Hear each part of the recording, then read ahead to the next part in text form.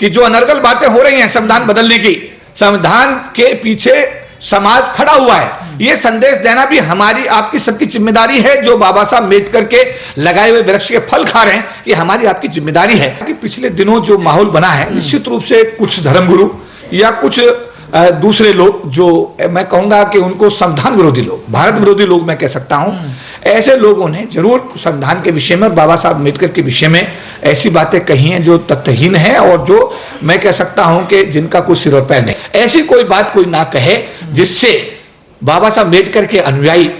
उससे नाराज हों, रुष्ट हों और उसके बदले में एक दूसरे के सामने आ जाकर के एक दूसरे के सामने खड़े होने की स्थिति अगर पैदा होती है तो ये निश्चित रूप से टकराव की स्थिति देश में नहीं होनी चाहिए। तो भारत की सच्चाई ये है कि संविधान होते हुए भी जातिगत आधार पर अगर भेदभाव ना होता तो भारत की सरकार को संविधान में संशोधन करके अनुसूचित जाति जनजाति SC ST एट्रोसिटी एक्ट 1989 का यहाँ पर जो है उनको नहीं लाना पड़ता। जब तक इस देश में जातिगत भेदभाव रहेगा, सामाजिक आधार पर समता और समानता नहीं मिलेगी, तब तक इस देश के अंदर अनुसूचित जाति जनजाति समाज का आरक्षण जारी भी रहेगा। बाबा साहब अम्बेडकर आर्थिक आधार पर प्रावधान करके नहीं गए रिजर्वेशन का, वो सामाजिक विषमता के आधार पर, सामाजिक भेदभाव के आधार पर कर गए हैं। हिंदू राष्ट्र बनाने की मांग करना या ऐसी कल्पना करना भी सीधे सीधे भारत के संविधान के उन प्रावधानों का उल्लंघन है जो भारत को धर्मनिरपेक्ष होने का प्रमाण पत्र देता है। बंबई गए तो महाराष्ट्र में उनको प्रोटोकॉल नहीं दिया गया और उन्होंने कहा कि वास्तव में जातिगत दुर्भावना का मामला है। और जब वो चीफ जस्टिस ऑफ इंडिया कुर्सी पे बैठे तो एक सामान्य वकील ने उनके ऊपर जूता फेंका।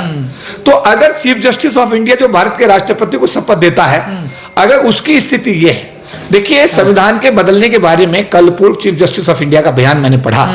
उसमें साफ तौर पर लिखा है कि सुप्रीम कोर्ट ने ऐसी व्यवस्थाएं की हैं कि भारत का संविधान की मूल भावना को और मूल स्ट्रक्चर को नहीं बदला जा सकता। इवन संसद भवन के संसद के बाद यानी पार्लियामेंट के पास भी पावर नहीं है कि संविधान को बदल सके। संविधान में संशोधन करने का अधिकार तो संसद के पास है, पार्लियामेंट के पास है, पर संविधान को बदलने का अधिकार संसद के पास भी नहीं है। तो ऐसी बात, अनर्गल बातें करना मुझे लगता है कि उनका कोई औचित्य नहीं है और ऐसी बातें करने से लोगों को बाज आना चाहिए। और फिर मैं कहता हूं कि देखिए इस देश के अंदर करोड़ों की संख्या में बाबा साहब अम्बेडकर के अनुयायी हैं, संविधान को मानने वाले हैं। भारत एक धर्मनिरपेक्ष राष्ट्र है, भारत में सबको अपनी अभिव्यक्ति की आजादी है। कोई भी व्यक्ति कुछ भी बोल देता है, उसका ये अर्थ नहीं है, लेकिन इतिहास के पन्नों में ये बात अंकित है कि परम पूज्य बाबा साहब डॉक्टर भीमराव अम्बेडकर जी को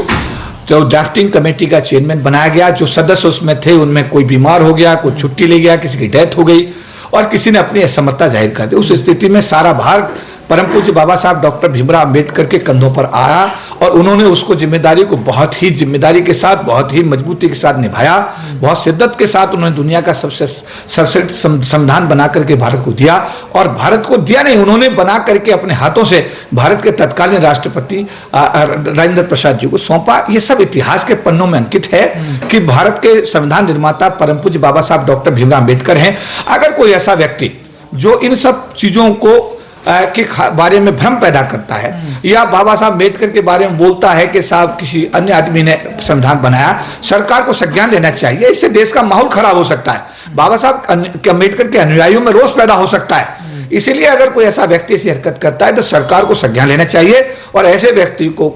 को कानूनी कार्रवाई करके सलाखों के पीछे डाल करके एक संदेश देना चाहिए जिससे आने वाले दिनों में कोई ऐसी हिमाकत ना कर सके। लेकिन जो संविधान कहता है देश में समानता बंधुता होनी चाहिए, क्या वो मौजूदा स्थिति में है देश में सर? देखिए मैं ये कहूंगा कि पिछले दिनों में जो संविधान के प्रावधान थे उनके तहत अनुसूचित जाति जनजाति समाज के लोगों को तत्कालीन सरकारों ने आरक्षण दिया। 25% के हिसाब से लोकसभा विधानसभा में MLA MPs को जाने का मौका मिला। बहुत सारे लोग 40 लाख लोग सरकार की नौकरी में आने में कामयाब भी हुए, गरीबी की रेखा से ऊपर भी आए। 20 सूत्री कार्यक्रम चला करके गाँव के गरीब लोगों को जमीन के पट्टे, बहुत सारी सुविधाएं तत्कालीन सरकारों ने दी। जो अभी आपने कहा है कि पिछले दिनों जो माहौल बना है, निश्चित रूप से कुछ धर्मगुरु या कुछ दूसरे लोग, जो मैं कहूंगा कि उनको संविधान विरोधी लोग, भारत विरोधी लोग मैं कह सकता हूं, ऐसे लोगों ने जरूर संविधान के विषय में, बाबा साहब अम्बेडकर के विषय में ऐसी बातें कही हैं जो तथ्यहीन है और जो मैं कह सकता हूं कि जिनका कोई सिर और पैर नहीं है। सर आपने आरक्षण का अभी जिक्र कर दिया, लेकिन जो पूर्व CJI जो अभी 3 दिन पहले रिटायर हुए हैं, मैं यहाँ पर एक टिप्पणी करना चाहूंगा। जो पूर्व chief justice of India Gavai साहब की बात आप कर रहे हैं,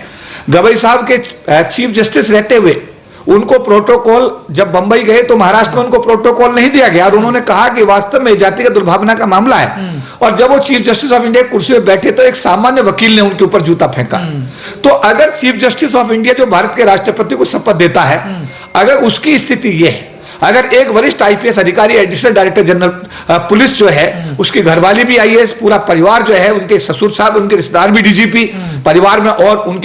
उनका जो साला सगा मतलब एमएलए, उनकी वाइफ है वो आईपीएस, मतलब ऐसे जो मजबूत परिवार कह सकते हैं, जब इस देश में जातिगत आधार पर उनके साथ भेदभाव हो सकता है, जातिगत आधार पर उनको इतना प्रताड़ित किया जा सकता है कि कुछ लोग जूता फेंकने पर भी कार्रवाई भी नहीं कर पाते हैं और कुछ लोग जातिगत प्रताड़ना का शिकार होकर आत्महत्या कर लेते हैं। तो भारत की सच्चाई यह है कि संविधान होते हुए भी जातिगत आधार पर अगर भेदभाव ना होता तो भारत की सरकार को संविधान में संशोधन करके अनुसूचित जाति जनजाति SC ST एट्रोसिटी एक्ट 1989 का यहाँ पर जो है उनको नहीं लाना पड़ता।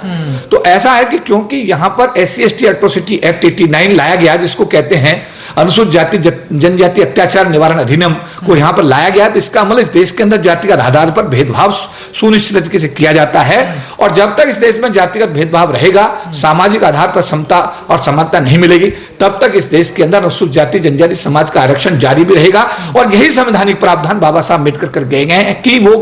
बाबा साहब अम्बेडकर आर्थिक आधार पर प्रावधान करके नहीं गए रिजर्वेशन का, वो सामाजिक विषमता के आधार पर, सामाजिक भेदभाव के आधार पर कर गए हैं। तो मैं ये कहूंगा, चाहे वो पूर्व चीफ जस्टिस हो, चाहे कोई व्यक्ति है, जो अपनी बात रखे तो अपनी बात को संवैधानिक दायरे में रखे। सर, लगातार देश में संविधान के खिलाफ लगातार बातें हो रही, हिंदू राष्ट्र की मांगे हो रही, जैसे आप भी कल संविधान यात्रा निकालने वाले हैं, लेकिन देश में तमाम यात्राएं हिंदू राष्ट्र बनाने की हो रही है। सर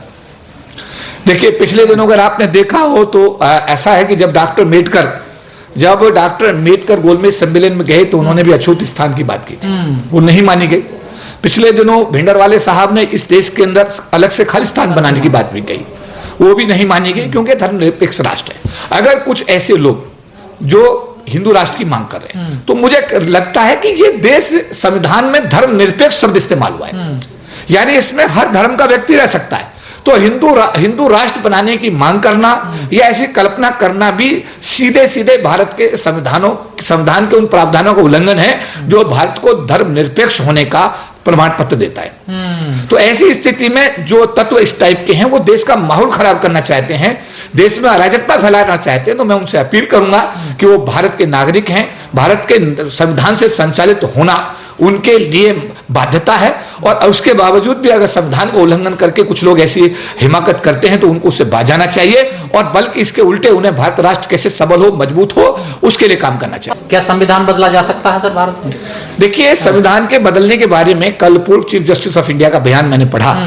उसमें साफ तौर पर लिखा है कि सुप्रीम कोर्ट ने ऐसी व्यवस्थाएं की हैं कि भारत का संविधान की मूल भावना को और मूल स्ट्रक्चर को नहीं बदला जा सकता। इवन संसद भवन के संसद के पास यानी पार्लियामेंट के पास भी पावर नहीं है कि संविधान को बदल सके। संविधान में संशोधन करने का अधिकार तो संसद के पास है, पार्लियामेंट के पास है, पर संविधान को बदलने का अधिकार संसद के पास भी नहीं है। तो ऐसी अनर्गल बातें करना मुझे लगता है कि उनका कोई औचित्य नहीं है, और ऐसी बातें करने से लोगों को बाज आना चाहिए। और फिर मैं कहता हूं कि देखिए, इस देश के अंदर करोड़ों की संख्या में बाबा साहब अम्बेडकर के अनुयायी हैं, संविधान को मानने वाले हैं, और मैं तो कहता हूं कि भारत की अगर 140-50 करोड़ जो भी आबादी है, वो सब भारत के संविधान से संचालित होती है और उससे लाभान्वित होती है। ऐसी कोई बात कोई ना कहे जिससे बाबा साहब अम्बेडकर के अनुयायी उससे नाराज हों, रुष्ट हों, और उसके बदले में एक दूसरे के सामने आ जाकर के एक दूसरे के सामने खड़े होने की स्थिति अगर पैदा होती है, तो ये निश्चित रूप से टकराव की स्थिति देश में नहीं होनी चाहिए। और हमें भारत के संविधान के प्रावधानों का आदर करके हमें अपनी दिनचर्या को हमें अब चलाना चाहिए। यहाँ बहुत सी चर्चा है, तो कभी संविधान को बदल नहीं सकता, न संविधान बदला जाएगा। हम सब लोगों का एक जातीय फर्ज बनता है कि हम सब लोग आकर के संविधान यात्रा में सम्मिलित हों और अपनी बात रखें। जैसा अभी भाई के पी चौधरी जी ने कहा कि हम जितना भी एजेंडा है उसको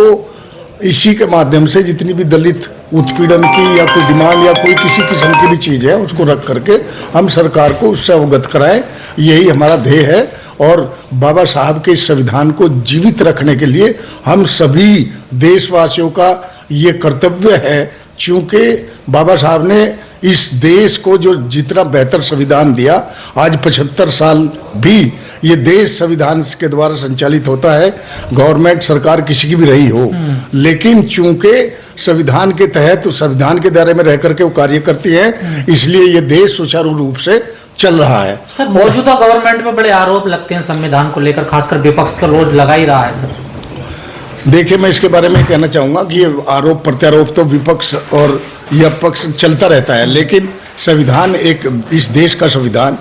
इस वर्ल्ड का सबसे विस्तृत संविधान है, और ये संविधान सबसे बड़ा लोकतंत्र जो है सबसे बड़ा इस संविधान से ही संचालित हो रहा है पूरे भारतवर्ष में। ये कभी भी चेंज नहीं होगा, और कोई भी सरकार इतना जो है कभी भी इसको चेंज करने का वो खतरा नहीं उठाएगी। तो और मोर स्पेशली आपने सुना होगा प्रधानमंत्री जी, हमारे जो प्रधानमंत्री, वो भी ये कहते हैं हमेशा कि ऐसी भ्रांति लोगों का, ये ऐसा कुछ भी नहीं होगा, कोई संविधान को चेंज नहीं कर रहा। वो अपने वक्त में आपने सुना भी होगा। बाकी संविधान, देखिए संविधान इतना बेहतर संविधान वर्ल्ड में किसी का नहीं है। हमारे पड़ोसी देश में देखा होगा, बांग्लादेश में क्या हो रहा, पाकिस्तान में क्या हो रहा, चूंकि वहाँ का संविधान इतना कमजोर है, वहाँ का एक चीफ ऑफ आर्मी स्टाफ भी एक प्राइम मिनिस्टर को वहाँ के उसको उठा करके बंद कर देता है, खुद सत्तासीन हो जाए। यहाँ ऐसा नहीं है, चूंकि इस संविधान में बाबा साहब की सोच, वो ऐसा सब कंपार्टमेंट बने हुए हैं। संसद क्या करेगी, कार्यपालिका क्या करेगी, विधायिका क्या करेगी, जुडिशरी का क्या दायरा रहेगा, संघ और स्टेट में क्या सिस्टम रहेगा, और इसमें जो मौलिक अधिकार हैं वो इस संविधान की आत्मा है। इस देश की आत्मा, मौलिक अधिकार जो संविधान में है, उसके अनुसार यहाँ का हर देश का वासी जो पंथ निरपेक्ष है, वो धर्म निरपेक्ष है, समाजवादी है और सब सेक्युलर है, तो उस हिसाब से जो बाबा साहब ने इसको संजोया है, जैसे एक माला में एक धागा जो है माला को परो करके रखता है सभी देशवासियों को, उन्होंने संविधान के तहत संयोज कर रखा है। सभी लोग संविधान के दायरे में रह करके कार्य करते हैं। संविधान कभी चेंज नहीं होगा और ऐसा जोखिम कोई भी सरकार नहीं उठाएगी। और मेरा ऐसा मानना है कि जब तक ये संविधान इस देश में जिंदा है, ये 100% ये देश विश्व गुरु बनेगा, और उसी संविधान के दायरे में रह के बनेगा। जिस दिन इस पर कोई खतरा बन रहा है तो सर्टेनली इसका खामियाजा पूरे देश को भुगतना पड़ेगा। मैं ये अपील करूंगा कि कल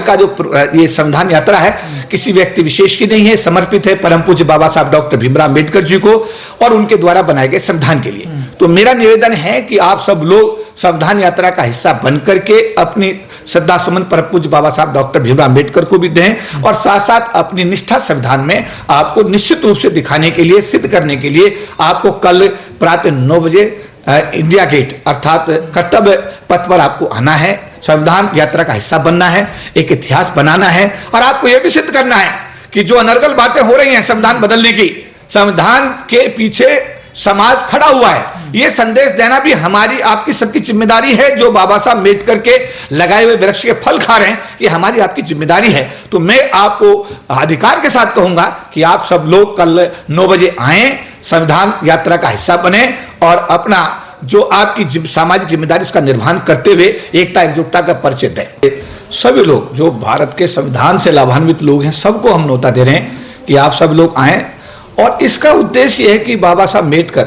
जो दुनिया के सबसे योग्य व्यक्ति हैं और दुनिया का सबसे उत्कृष्ट संविधान बना करके उन्होंने भारत को समर्पित किया है, संविधान के प्रावधान लागू हों। संविधान जो बाबा साहब का उत्कृष्ट संविधान, दुनिया का सबसे सर्वश्रेष्ठ संविधान जो माना गया है, उसमें सभी वर्गों के लिए, सभी नागरिकों के लिए जो व्यवस्थाएं की गई हैं, उन व्यवस्थाओं के विषय में लोग जागरूक हों, उनके विषय में लोगों को जानकारी मिले। संविधान पर चर्चा होगी विज्ञान भवन में, सब लोग वक्ता, हमने विशेष वक्ता इसमें बुलाए हुए हैं, भारत के पूर्व चीफ जस्टिस, हाई कोर्ट के चीफ जस्टिस, भारत सरकार के सेक्रेटरीज, आयोग के चेयरमैन,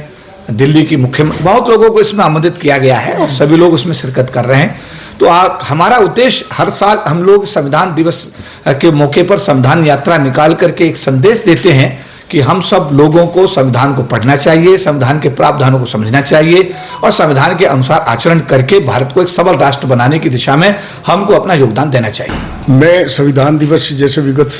वर्षों की भांति हम हमेशा संविधान दिवस को मनाते आए हैं।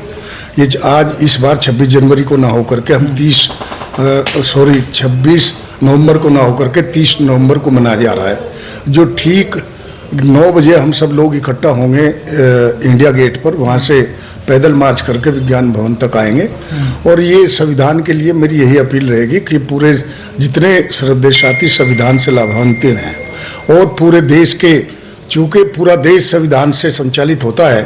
बहुत सी भ्रांतियाँ हैं वो अभी डिस्कस की आपने, लेकिन मैं इसमें यही कहना चाहूँगा कल के लिए मैक्सिमम लोग जो बाबा साहब को मानते हैं, बोधिसत्व बाबा साहब डॉक्टर भीमराव अंबेडकर के द्वारा निर्मित ये संविधान है और ये हमेशा